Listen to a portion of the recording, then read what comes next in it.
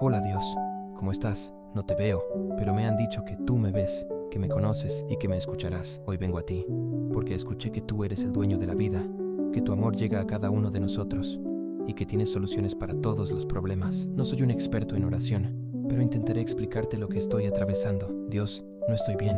Estoy pasando por una situación extremadamente difícil y me siento agotado por la vida. He intentado muchas cosas para salir adelante. Fumo, bebo, consumo drogas y hago todo lo que podría darme un poco de alivio o hacerme olvidar mi dolor, pero nada funciona.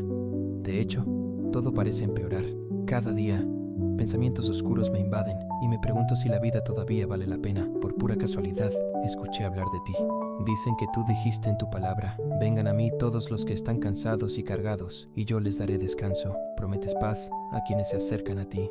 Prometes ayudar y transformar los corazones. Entonces hoy, te entrego todo. Por favor, ayúdame porque ya no puedo más. Toma el control de mi vida y haz lo que solo tú puedes hacer.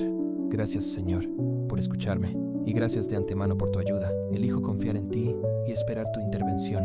Me han dicho que debo pedirte todo, en el nombre de tu Hijo, Jesucristo. Así que, por Jesucristo, te lo pido. Amén.